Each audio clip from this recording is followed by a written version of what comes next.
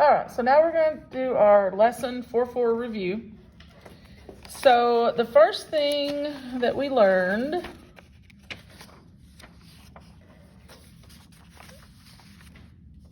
is the I powers.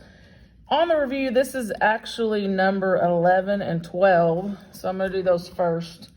So the first one is I to the 55. Well, if you remember, there's an I chart that I gave you, and it only went to 40.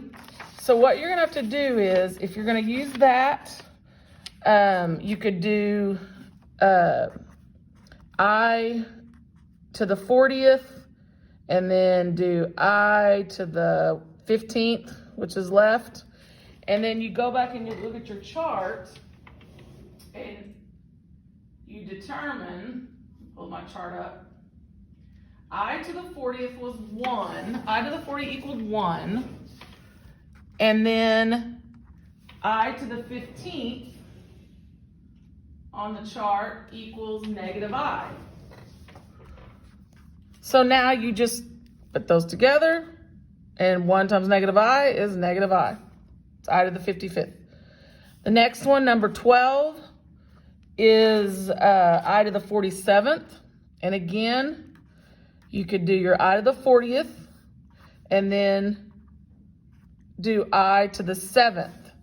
So then you've got 1, and then you look at your chart to see what I to the 7th is. And I to the 7th was even one that we did when we did these on the video for that. I to the 7th is negative I. This one's identical to the one above. 1 times negative I, negative I. Okay, so that's the first thing we did. The next thing we did, which would be now we're going to start with number 1.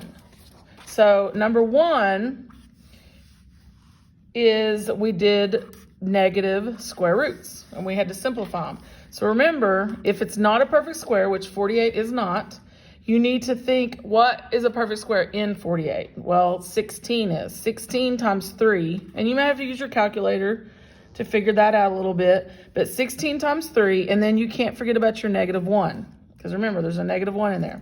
So now we take the square root of 16, which is 4, the square root of negative 1, which is I, that's where your imaginary number comes in, and then your leftovers and your radical is the 3. Okay, so we're going to do one more of these. Then it's number 2, square root of negative 12. Well, again, 12 is not a perfect square, so you're going to break it up. 4 times 3. 4 is a perfect square times 3, and then don't forget your negative 1. So we take the square root of 4, 2, square root of negative 1, which is I, leftovers, 3. And that is your negative square roots simplified.